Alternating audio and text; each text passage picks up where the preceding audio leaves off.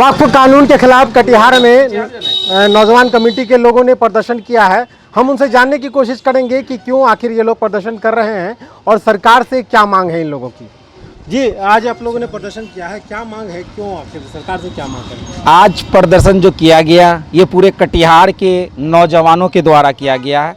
पूरे कटिहार जिला के तमाम नौजवान एक साथ मिल के आज कटिहार में जो ये प्रोटेस्ट किया गया और ये वक्फ जो कानून बनी है, केंद्र की सरकार नरेंद्र मोदी जो काला कानून बना गया, उस काला कानून के खिलाफ हम लोग आज सड़क पे उतर के इस काला कानून का विरोध करते हैं जो संविधान विरोधी है। आर्टिकल 14, आर्टिकल 15, आर्टिकल 25 और आर्टिकल 26 के विरोध में काम कर रही है केंद्र की सरकार। उस केंद्र सरकार को आज आह्वान करना चाहते हैं। ये तो आगाज़ है, अंजाम अभी बाकी है। ये काला कानून है और हम अपने समाज के मस्जिद, मदरसा, ईदगाह, कब्रिस्तान, खानकाह को बचाने निकले हैं। जो हमारी बपोती ज़मीन है, जो हमारे बाप दादाओं के दिया वक्फ की ज़मीन है, उस ज़मीन को किसी और का हक अधिकार होने नहीं देंगे। उसके खिलाफ हम लोग आज आगाज़ किए कि ये कानून के खिलाफ हम लोग तमाम कटिहार के नौजवान आज सड़क पे थे और ये काला कानून का विरोध कर रहे थे। अच्छा, एक सवाल है कि किस कमेटी कैंपेनर के तले आपने आज जो प्रदर्शन हुआ है कटिहार जिला नौजवान कमेटी की तरफ से हुआ है। ठीक है, ये जो माननीय भारत सरकार के द्वारा जो काला कानून लाया गया है वक्फ कानून के नाम पे, हम लोग इसका विरोध कर रहे हैं। ये वक्फ की संपत्ति हमारे बाप दादाओं की द्वारा दी गई संपत्ति है, जो मस्जिद, मदरसे, कब्रिस्तान, खानकाहों को, ईदगाहों को दिया गया है। और मोदी सरकार इस कानून को लाके मुसलमानों की संपत्ति को हड़पना चाहती है और अपने जो दोस्त हैं अडानी अंबानी जैसे लोग, उनको देना चाहती है। इसका हम लोग विरोध कर रहे हैं। अच्छा, एक सवाल है, सरकार कहती है कि मुसलमानों को इसका फ़ायदा नहीं मिल रहा था, जिस कारण उन्होंने इस बिल में बदलाव किया है, इस कानून को लाया है। क्या कहेंगे? हम तो कहेंगे कि पहले आप जानिए कि वक्फ के दो तरह के जो संपत्तियों का अधिकार है, एक फी सबीलिल्लाह है और एक दूसरा जो है मतलब अलल औलाद का है। तो अलल औलाद वाले हैं जो किसी की बपोती ज़मीन होती है, उसमें उसका 96% उसका अधिकार होता है, जो आप देख रहे हैं। आपने यहाँ भी बहुत सारे देखे होंगे। और जो फी सबीलिल्लाह होता है कि आपके बाप दाताओं ने किसी मस्जिद को डोनेट किया, कहीं मदरसा बना दिया, कहीं ईदगाह बना गए, कहीं खानका बन गया। क्या आज 200 साल, 300 साल, 400 साल, 500 साल पहले किसने दिया? अगर आज आप उसके कागज़ को आप मांगेंगे तो अगर वो नहीं होगा तो वो सरकार उसको जब्त कर ली जाएगी। तो कहीं ना कहीं आज अडानी और अंबानी की गुलामी करने के लिए इस देश की संपत्ति पर कहीं ना कहीं आप इस नज़र रखे हैं ताकि मुसलमानों के पास जो इतनी प्रॉपर्टी है, इतनी ज़मीन है, उसको हड़पा जाए। तो कहीं ना कहीं ये कानून आप बना के हम लोगों को कमज़ोर करने का काम कर रहे हैं। आप मजबूत नहीं कर रहे हैं बल्कि हमको कमज़ोर करने का काम कर रहे हैं। इसमें सदन में एक बात उठाया गया था, अल्पसंख्यक कल्याण मंत्री ने एक सवाल उठाया था। उन्होंने कहा कि जो पहले वक्फ कमेटी चला रही थी वो सारा वक्फ का जो पैसा आ रहा था वो सभी अपने इस्तेमाल में यूज कर रहे थे। जो गरीबों तक पहुंचना था ये दान दिया गया था कि गरीब जो मुसलमान है उन तक जाए। मैंने बताया आपको दो तरह की जो बात। देखिए, वक्फ जो है ना दो तरह की होती है। एक अहल वयाल के लिए होती है जिसमें 93% मालिक उनके परिवार का, उनके ख़ानदान का बाल बच्चा होता है। 93% का मालिक वो है, वो जैसे चाहे खर्चा करे। एक होता है फी सबीलिल्लाह जिससे गरीबों को मदद की जाती है। ये सरकार सरासर झूठ बोल रही है। इसमें ये क्या बोलते हैं, इसके कानून मंत्री और अमित शाह का बयान देख लिए, दोनों अलग अलग बयान दे रहे हैं। ये लोग खुद मतभेद है तो ये मुसलमान का भला क्या करेंगे? अब ये भाजपा सरकार सिर्फ मुसलमानों का भला करना क्यों चाहती है? कभी 3 तलाक लाकर, कभी CAA NRC लाकर। हिंदू वोटर उनको बहुत संख्या में वोट देते हैं। हिंदू का भला करें ना भाई, मुसलमान अपना खुद सोच लेंगे। जी, आप लोग कहाँ से आए? हम लोग अहमदाबाद से आए हैं। आज जो शहीद चौधरी मोहल्ला से लेकर शहीद चौक जो पैदल यात्रा किया गया है वक्फ बिल को लेकर हम सब इसका विरोध कर रहे हैं। क्या लगता है विरोध करने से क्या ये बिल वापस हो पाएगा कि आगे उग्र और आंदोलन करना होगा? देखिए, विरोध करना तो हक है और कभी कभी देखिए आदरणीय मोदी जी भी इंसान है, शायद उनसे भी गलती हो सकती है। आदरणीय गृह मंत्री भी इंसान है, उनसे भी गलती हो सकती है। तो हम विरोध करके ये जताएंगे, हम ये कहेंगे कि आपकी ये गलती है, इसको वापस ले। देखिए, इसमें सबसे बड़ा गलती क्या हुआ है, जिस प्रकार से उन्होंने कहा है कि 2 नॉन मुस्लिम को रखें। देखिए, किसी का अपना किसी से बनता है। जो सदियों से चलता हुआ जो रूल्स आ रहा है उसमें हस्तक्षेप करने की कोई ज़रूरत नहीं है। हज़ारों ट्रस्ट ऐसे, हज़ारों NGO ऐसे हैं जहां हिंदू मुस्लिम मिलकर काम कर रहे हैं। लेकिन जो पूर्वजों से चलता हुआ आ रहा है उसमें हस्तक्षेप करने की क्या ज़रूरत है। ये सेकुलर देश है और सेकुलर देश होने के नाते हर एक लोगों का अपना अपना धर्म स्थल है। ऐसा नहीं कि सिर्फ मुसलमानों का मदरसा है, ऐसा नहीं है कि सिर्फ मुसलमानों की मस्जिद है। मुसलमानों की मस्जिद के साथ साथ हिंदू भाइयों का भी तो मंदिर है, आप उसमें मुसलमानों की एंट्री तो होने देते नहीं। और यहाँ पे क्या है, रजिस्टर्ड आप मुसलमानों को, हिंदू भाइयों को रखने का चाहिए, यानी नॉन मुस्लिम होना चाहिए। तो ये जो रूल्स है ये बिल्कुल रूल्स गलत है। आदरणीय मोदी जी को चाहिए कि आप अगर भला ही चाहते हैं, आप तो इसे भला चाहते हैं तो ज़रूर है कि आपकी फुल बहुमत की सरकार में मुसलमान मंत्री ज़रूर दिखता। 2-4 मुस्लिम मंत्री भी था तो आप उसको बैठा दिए। अगर महिलाओं के इतने शुभचिंतक है तो एजुकेशन की कमी है मुसलमानों में, अब महिलाओं को दीजिए ना आरक्षण, आप तो आरक्षण देते नहीं हैं। तो ये सारी चीज़ें आप सुनिए, ये शुरू से मुसलमान ही नहीं, इसमें हम तो चाहते हैं कि हिंदू भाई को भी जमकर आना चाहिए। आप मोदी जी की, आप ही पत्रकार महोदय, आप बोल रहे थे, मोदी जी बोल रहे थे कि फ़ायदेमंद है, उनका सरकार बोल रहा था, मंत्री बोल फ़ायदेमंद है। मोदी जी तो ये भी बोले थे कि ढोल बजाइए फ़ायदेमंद हो, कोरोना भाग गया था क्या? हाँ, ये सोचने की बातें है। उतने बड़े पद पर रहकर आप इस तरह का लोगों को परेशान करेंगे, कभी 3 तलाक को लेकर, कभी कुछ को लेकर। आप बोलते क्या है ये, आप बताइए, आपका घर रहेगा, कोई आपका घर है, उसमें जोर जबरदस्ती आप उसको घुसने दीजिएगा किसी भी लोगों को? तो मंत्री जी एक सवाल और कह रहे थे कि गरीबी दूर नहीं हो पाई है मुसलमानों की, आज भी गरीब है। क्या इतना संपत्ति होने के बावजूद आज भी गरीब? क्या पूरा वर्ल्ड में सबसे रईस हिंदुस्तानी है? क्या पूरा वर्ल्ड में रईस सबसे हिंदुस्तानी है? अगर इस संपत्ति का लाभ दिया जाता तो मुसलमानों की गरीबी दूर हो जाती। गृह मंत्री महोदय का बेटा मदरसा में पढ़ रहा है, गृह मंत्री महोदय का बेटा मदरसा में पढ़ रहा है। बताइए ना कि मुसलमाने का बच्चा मदरसा में पढ़ रहा है, उनको बेसिक चीज़ पता ही नहीं है। मैन, उन्होंने कभी मदरसा देखा ही नहीं है, वो सिर्फ भाषण देते हैं। कभी मदरसा जाए मेरे भाई, कभी उस चीज़ को देखे। मैं महान तब मानता, उसी मदरसा को आप तब्दील करते, उसी मदरसा को आप AMU जैसा करते, उसी मदरसा को जामिया जैसा आप करते। आप सिर्फ करते क्या, मदरसा बैंड हो तो आप क्या करते हैं, मदरसा में ऐसा है। This is not a way, good way ये नहीं है। हम खुद नेता हैं, अलग बात है हम बच्चे हैं, ऐसा थोड़ा ना क्या कल नहीं है। हम खुद नेता हैं भाई, हम खुद सबके बारे में शुभचिंतक हैं। हम खुद वो लड़का है जो मनिहारी को लेकर हैशटैग मनिहारी गंगा घाट को लेकर मैं खुद आवाज़ उठाने वाला लड़का हूँ, मैं खुद मुस्लिम हूँ। तो नेता का मतलब है सबको लेकर चलना। आप बिन वजह 400 लोग जाते हैं और बिन वजह रात भर के अपना बिल करवा देते हैं, ये क्या तरीका है यार? जनता वोट करती है आपको, आप उसके लिए काम करें। नौजवान आपका पूरा परेशान है, मुसलमान के साथ हिंदू भाई भी तो बेरोजगार है। मुसलमान को इससे क्या फ़ायदा और क्या घाटा? फ़ायदा होने वाला है ना, जिसको वो दुकान दे दिया।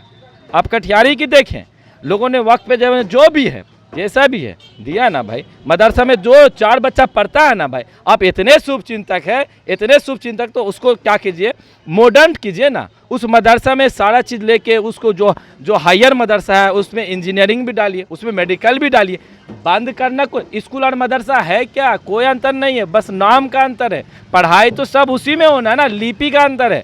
अंग्रेज पढ़ के भी इंजीनियर बना, हिंदी में पढ़ के हम भी इंजीनियर बने हैं, कोई डॉक्टर हम भी बने, आप भी बने। तो लिपि से कोई डिपेंडेंट नहीं करता। मोदी जी वाकई में ये वक्फ बिल का हम इसलिए विरोध करते हैं, उसमें नॉन मुस्लिम हटाएं।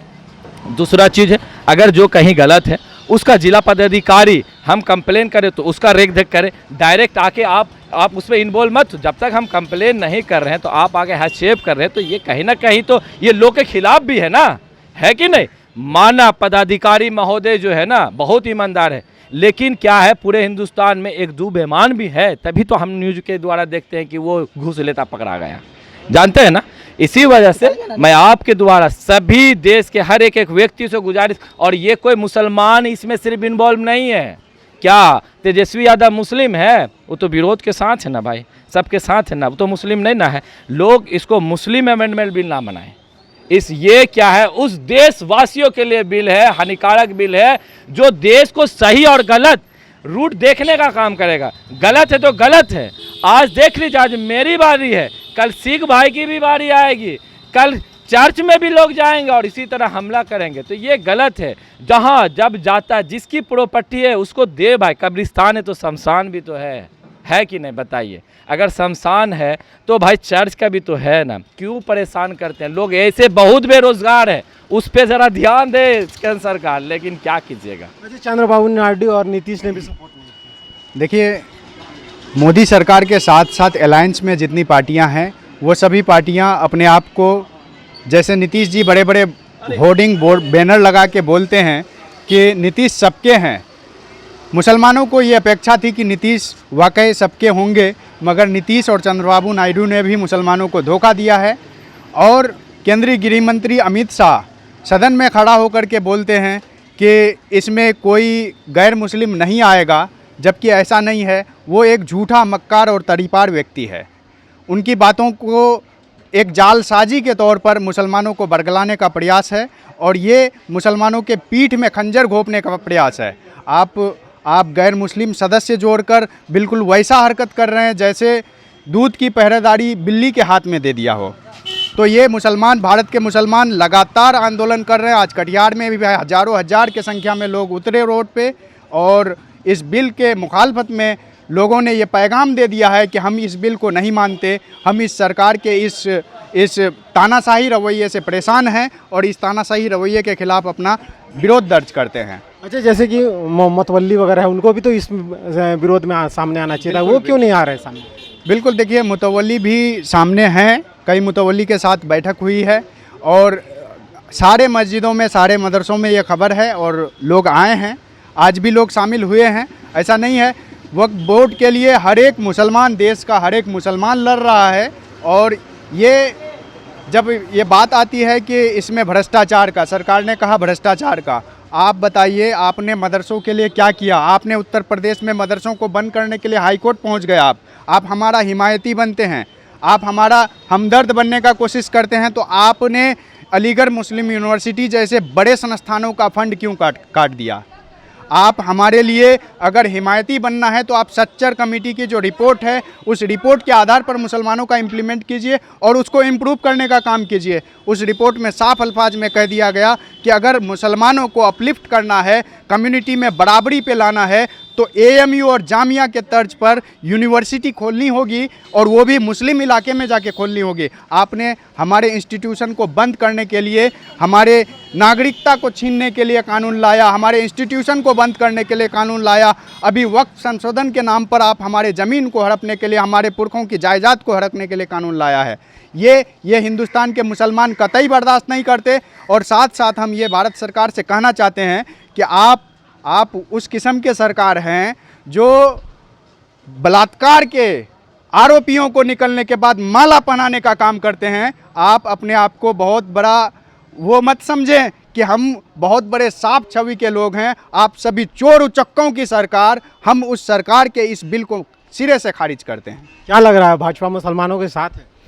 अगर ऐसा नहीं है जैसा आप बोल रहे थे कि वो चाहती है कि मेरे समाज का भला हो, मेरे समाज का भला कैसे होगा? अल्पसंख्यक कल्याण बोर्ड का बजट कम करके 500 करोड़ का बजट को 200 करोड़ ला के मेरा भला हो जाएगा? मेरे मदरसों को बंद करके मेरा भला हो जाएगा?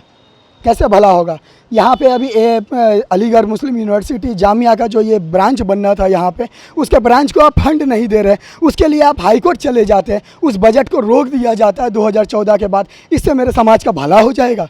मेरे मदरसे को बंद करने के लिए आप याचिका फाइल करते हैं, मेरे मदरसों को बंद करने के लिए आप याचिका फाइल करते हैं, मेरे हर चीज़ पे आप मेरे लिए आप कानून लेके आते हैं, सीए कानून लेके आते हैं, एनआरसी कानून लेके आते हैं, मेरे लिए वो अमेंडमेंट बिल लेके आते हैं। ऐसा बिल जो हमारे पूर्वजों ने हमारे लिए, हमारे यतीम बच्चों के लिए, बेवाओं के लिए, गरीब कुचले समाज के लिए उसका भला हो सके भविष्य में। तो मंत्री जी यही कह रहे हैं कि बेवाओं को फ़ायदा नहीं मिला, कैसे फायदा? गरीब जो युवा हैं, मुस्लिम युवा हैं, उनको रोजगार नहीं मिला, उनको शिक्षा नहीं मिल पाए। उसको शिक्षा नहीं मिला तो उनको शिक्षा दीजिए, मदरसा का अपग्रेडेशन रूल लेके आइए। उसमें कह रहे हैं कि क्यों नहीं दिया गया पहले? आप मुझे बोलने दीजिए। उसका एक अपग्रेडेशन रूल लेके आइए, उसमें मेडिकल संस्थान को जोड़िए, उसमें अप्रूवल दीजिए इंजीनियरिंग कॉलेज का, उसमें नर्सिंग का अप्रूवल दीजिए, उसमें सारे चीज़ का मास कम्युनिकेशन का ये दीजिए। तब आप जैसे लोग मेरे समाज से भी खड़े होंगे, अपने हक को, आवाज़ को बुलंद करेंगे। ऐसे कैसे होगा? जब आप उनको पढ़ने से ही रोक देंगे, उनका बजट को रोक देंगे,